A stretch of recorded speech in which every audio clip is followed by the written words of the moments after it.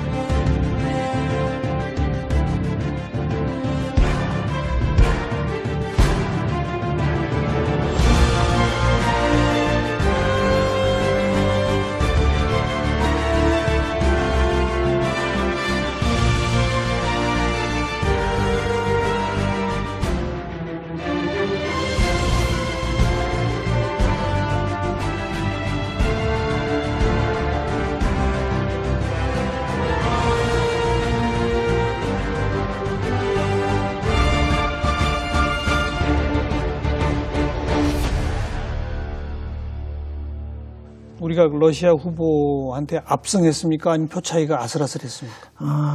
처음에는 뭐 전 세계 매스컴에서 뭐 이 러시아 후보가 이길 것이라고 그렇게 많이 예상을 했었는데 사실 저는 뭐 출마할 때부터 제가 정부로부터 뭐 출마해도 좋다는 그런 허락을 받은 이후에 뭐 제가 진다는 생각을 사실 하지는 않았었습니다. 왜냐하면 제가 이제 집행위원회 부총재 선거를 통해서 벌써 6년을 하셨고, 뭐 이제 뭐 또 지역 관계자들과의 어떤 네트워크도 많이 구축되어 있었었고, 그리고 또 뭐 그 두 번의 선거를 통해서 선거 노하우도 축적되어 있었었고, 거기에다가 또 제가 또 뭐 대한민국 국민이잖아요. 그리고 대한민국 경찰이잖아요. 뭐 그런 등등으로 인해서 나름대로 자신감을 가졌었는데 일부 언론에서는 러시아가 유력한 거 아니냐는 그런 보도를 했었는데 선거 결과는 압승했다고 보시면 됩니다. 그런데 재미있는 것은 총재는 투표 회원국들의 3분의 2의 찬성을 얻어야 됩니다. 1차 투표에서 3분의 2의 찬성을 얻지 못하면 2차 투표까지 가고 2차 투표에서도 3분의 2 찬성을 얻지 못하면 3차 투표에서는 이제 그저 다수 길로 한다는 그런 룰이 있는데 저는 1차 투표에서 제가 3분의 2 득표를 할 줄 알았었는데 1차 투표에는 6대 4 정도 되더라고요. 2차 투표에서도 거의 뭐 변함이었고 결국 3차 투표 가가지고 제가 한 104개국 상대 후보가 한 60개국 정도 지지를 받았죠. 처음부터 단순 다수 승리가 아니라 3분의 2라고 하는 조건을 하는 건 그만큼 총재에 대한 중요성, 뭐 이 인터폴이라는 거대 조직을 리드해 나가기 위해서는 총재가 전 회원국들의 어떤 다수의 지지를 갖다가 압도적인 지지를 받는 분으로 하는 게 좋겠다는 그런 지지 등등. 다른 집행위원이나 부총재는 다수결입니다. 그렇지만 총재만은 3분의 2 참석한 회원국의 3분의 2의 득표를 한 사람으로 한다라고 그렇게 규정이 되어 있죠. 방금 말씀하시면서 뭐 제가 대한민국 국민이고 대한민국 경찰 이런 표현을 쓰셨는데 전 세계 그런 경찰 또 인터폴에서 한국 경찰에 대한 평가 어떻습니까? 지금 전 세계적으로 한국 경찰에 대한 경쟁력은 인정을 해주고 있습니다. 지금 우리 대한민국 경제력도 워낙 이제 많이 나아졌으니까 이제 5대2 사업이라 그래가지고 후진국 개발 프로그램을 많이 실시를 하고 있잖아요. 그게 예. 당연히 치안 관련된 프로그램도 실시를 하고 있는데 특히 아프리카라든지 아니면 또 개도국에서 이 치안 관련 노하우를 얻어가기 위해서 교육 오기도 하고 예. 또 우리가 수출하기도 하고 그렇습니다. 그런 등등을 통해서 해외 각국에서 대한민국 경찰을 그러면 그 경쟁력을 충분히 인정해 주고 있습니다. 어쩌면 우리 사회가 아직 다른 나라에 비해서는 이 총기 보급이나 이런 것들이 굉장히 없고 거의 뭐 총기 청정국이라고 해도 될 정도니까 뭐 그런 어떤 조건도 있는 거 아닐까요? 그렇습니다. 전 세계적으로 봐서 가장 치안이 잘 확보되어 있는 그런 나라들이라 그러면 이제 일본, 뭐 대한민국, 그다음에 이제 싱가포르, 그다음에 북유럽 뭐 몇 개 국가들 등등인데 그 대부분의 국가들이 사실 총기 소지를 엄격히 금하고 있는 국가들입니다. 그럼 치안 확보를 위해서는 사실 뭐 불법적인 총기가 많이 유통이 되거나 아니면 총기 소지를 허용하는 그런 국가에서는 여러 가지 어려움이 많다고 보고 있습니다. 그런 조건도 있으나 우리 경찰의 수사력, 범인 체포율 뭐 이런 것들을 보면 세계 어디에 내놔도 부끄럽지가 않다. 예, 그렇죠. 특히 뭐 사이버 수사 능력이라든지 하는 그런 부분은 뭐 전 세계에서 인정을 해주고 있다고 보시면 됩니다. 네. 인터폴 총재를 배출하면 그 나라한테는 좀 무슨 혜택이 있습니까? 뭐 총재라고 해서 국가에 편향돼서 업무는 수행할 수 없겠지만은 뭐 간접적인 효과가 많이 있을 거라고 보고 있습니다. 요즘도 제가 들어보니까 뭐 각종 각 국가의 어떤 그런 국제적인 협력 그런 사안에 있어서 예전에는 뭐 요청을 하면 그 반응이 몇 개월 이후에 왔었는데 요즘은 거의 뭐 몇 주 안에 아주 최단 시간 내에 반응이 즉각 오고 있다는 그런 이야기를 많이 듣고 있습니다. 인터폴 사무국이 아무래도 총재 눈치를 좀 보는군요. 예. 최근에 인터폴 관련 뉴스들을 보면은 뭐 인터폴의 적색 수배령이 내려 뭐 이런 표현들 많이 나오더라고요. 그건 뭐예요? 적색수배라는 것은 인터폴이 가지고 있는 여러 가지 어떤 이제 도구 중 하나인데, 범죄를 저지르고 해외로 도망을 갔을 경우에 그 범죄자의 소재지 확인이 가장 중요하잖아요. 그럼요. 그래서 소재지 확인을 위해서 전 세계 경찰 기관에다가 통보를 하는 그런 시스템입니다. 적색수배가 갖고 있는 의미는 두 가지라고 보시면 됩니다. 하나는 국제사회에 경고하는 이러이러한 중요한 범죄를 저지르고 해외에 지금 도망을 다니고 있으니까 혹시 당신 나라에서도 유의를 하라. 당신 나라에서도 유사한 범죄가 이 사람에 의해서 저질러질 수 있다는 그런 경보. 그리고 또 하나는 이 사람에 대해서 발생지국에서 소재지를 확인해서 자국으로 인도 요청이 있으니까 빠른 시일 내에 그 사람의 소재지를 확인을 좀 해서 알려주라 하는 그런 두 가지 의미를 담고 있다고 보시면 됩니다. 그런 이제 각국 경찰이 인터폴에 요청하면 인터폴이 전 세계 경찰에 적색 수배령을 내리는 거죠. 그렇죠. 그죠? 요청하면 다 받아들여지나요? 그렇지 않나요? 그렇지는 않습니다. 이 적색 수배 절차를 보면 이제 우리나라도 수사기관이 여러 군데 있잖아요. 검찰도 있을 수도 있고, 뭐 예전에는 특정 사안과 관련해서는 국정원도 있을 수 있고, 또 경찰이 있을 수도 있고, 그 수사기관에서 반드시 자국 내에 있는 인터폴과의 어떤 업무를 담당하고 있는 부서가 있습니다. 그게 이제 국가경찰, 인터폴 국가경찰 사무국이라고 하고 있습니다. 그런데 우리나라 경우에는 이제 경찰청 외사국 내에 그 부서를 설치를 해두고 있죠.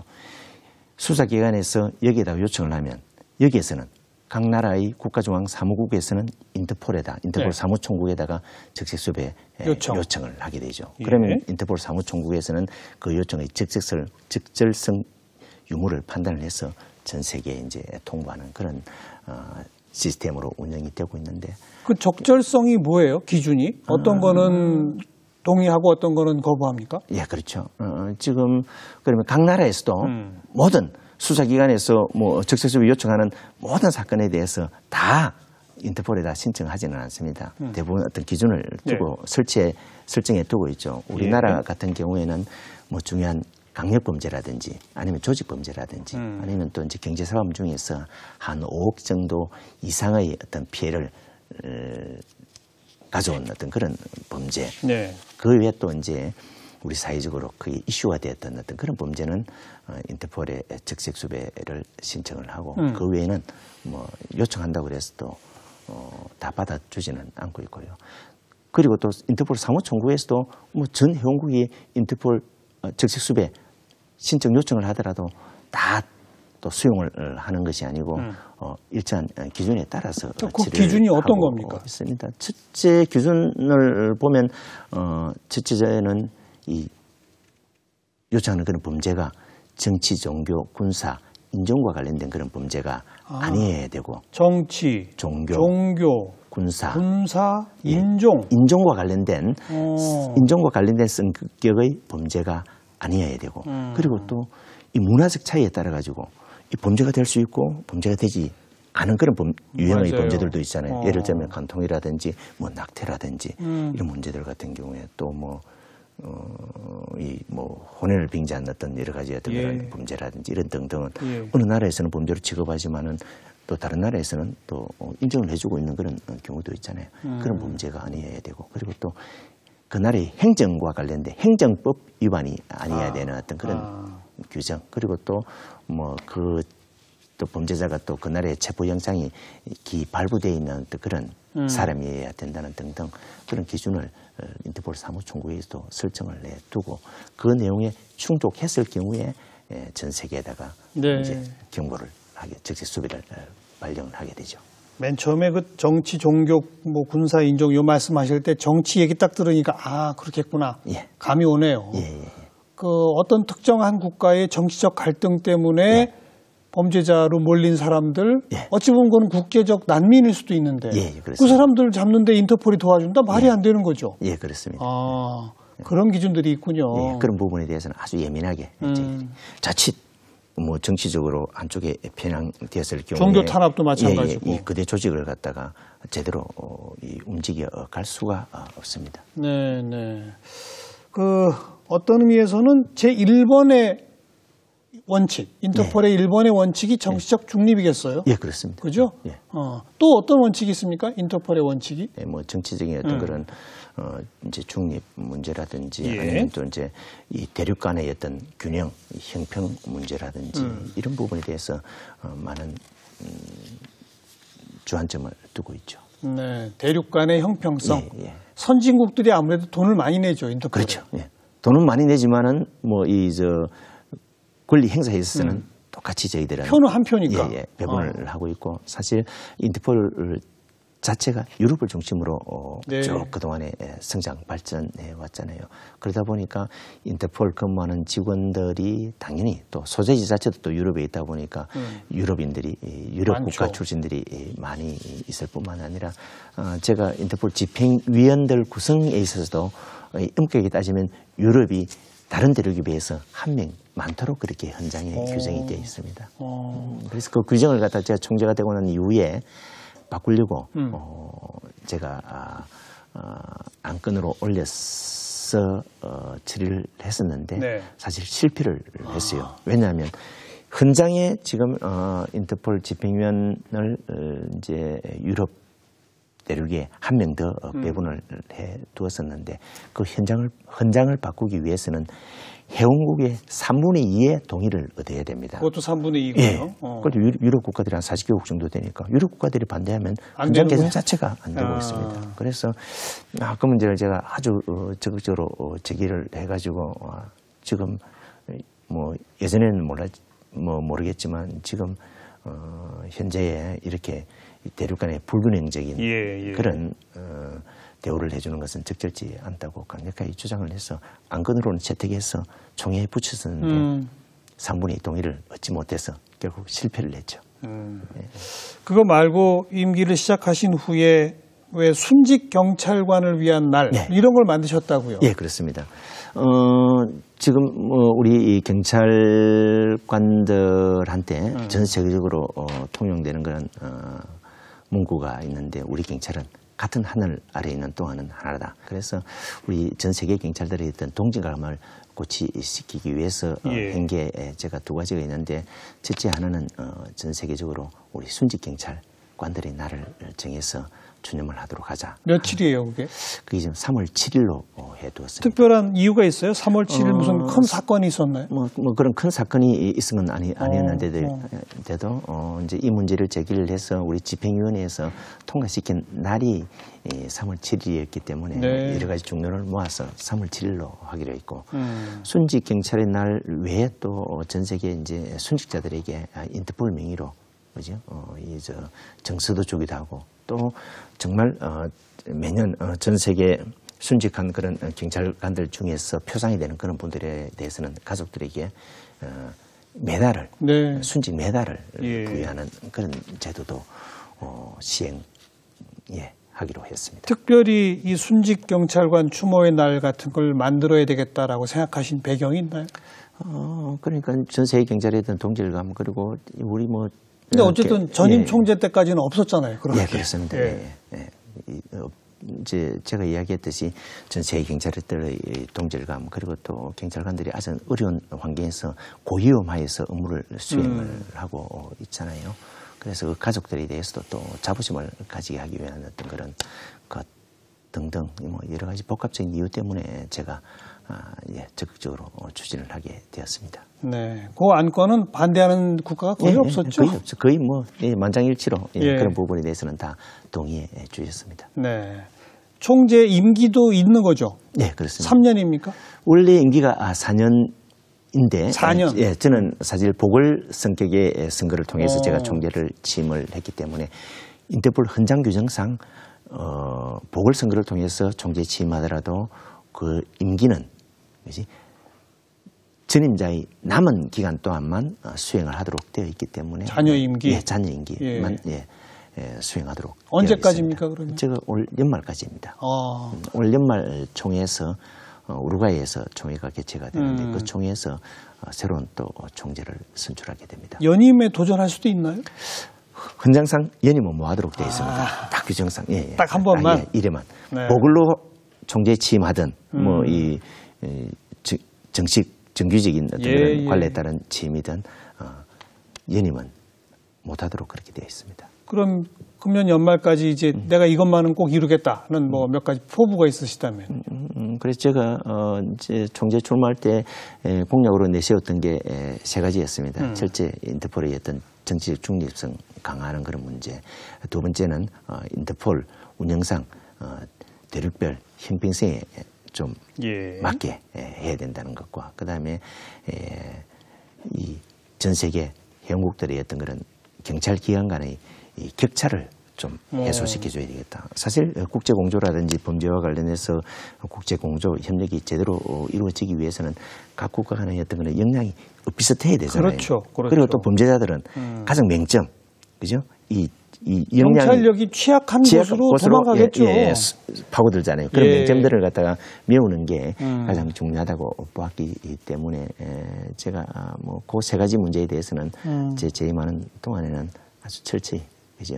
이행하려고 그렇게 하고 있습니다. 네, 세계 각국 경찰력 격차 해소를 인터폴 힘만으로는 불가능하잖아요. 그렇죠. 각국에서 예산도 더 줘야 되고 그럴 텐데요. 이제 인터폴이 가지고 있는 재원을 갖다 가급적이면 이제 인터폴이라든지 이제 아프리카 뭐 경찰 기관이라든지 이런 데 좀 더 투자를 하려고 하고 있고 또 그런 개도국이나 후진국에 근무하는 어떤 그런 경찰관들을 가급적이면 또 인터폴에 많이 파견시켜서 근무할 수 있도록 그렇게 제가 지금 우리 있습니다. 한국에서 인터폴에 파견된 직원도 많이 있어요?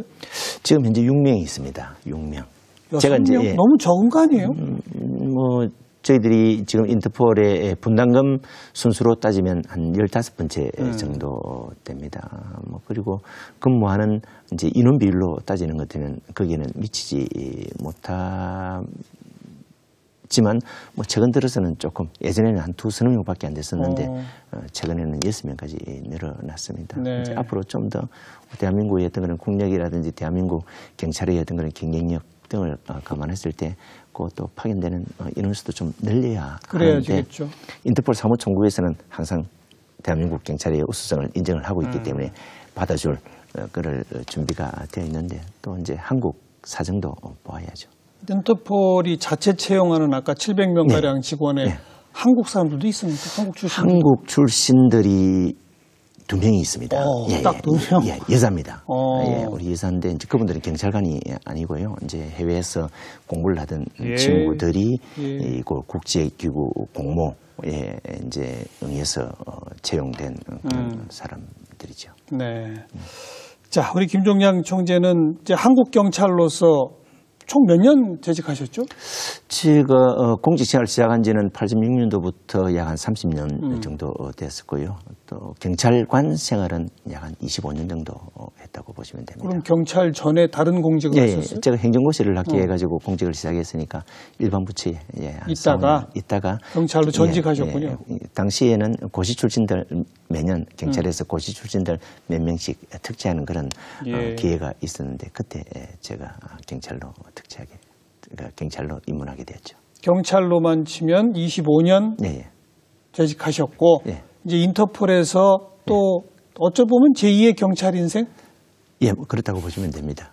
어떠세요? 국내 경찰로 하실 때랑 인터폴 총재를 해보시니까. 재밌어요. 뭐 많은 국가를 방문해서도 관련되는 많은 분들을 만나서 국제사회 안전 문제에 대해서 뭐 이야기하는 것도 재미있고 저한테는 참 큰 행운이라고 보고 있죠. 네. 뭐 부디 공약하신 이 인터폴의 정치적 중립, 대륙별 형평, 경찰력의 격차 해소 아주 획기적인 진전을 좀 이루시기를 바라겠습니다. 열심히 하겠습니다. 그래야 이제 제2, 제3의 한국 출신 총재들도 또 나오지 않겠습니까? 그렇습니다. 좀 뭐 특히 이제 일본 같은 경우에는 아주 이 전략적으로 그런 이 국제사회에서 일할 수 있는 그런 포럼들을 갖다 계속 키우고 있는 것 같다는 그런 느낌을 가지고 있습니다. 이제 앞으로 뭐 여러 가지 국력이나 대한민국 경찰의 경쟁력을 봐서 제2의 또 인터폴 총재 또 새로운 또 인터폴 또 사무총장 등등도 대한민국 경찰 출신들이 충분히 맡을 수 있다고 보고 있고 또 그렇게 할 수 있도록 그런 조직의 분위기나 아니면 또 국가적인 서포트도 필요하다고 보고 있습니다. 총재께서 역할을 잘 해주셔야 돼요. 그렇게 되도록 하겠습니다. 하여튼 뭐 이 대한민국의 자랑이 될 수 있도록 하여튼 최선을 다하겠습니다. 오늘 좋은 말씀 잘 들었습니다. 고맙습니다. 감사합니다. 네.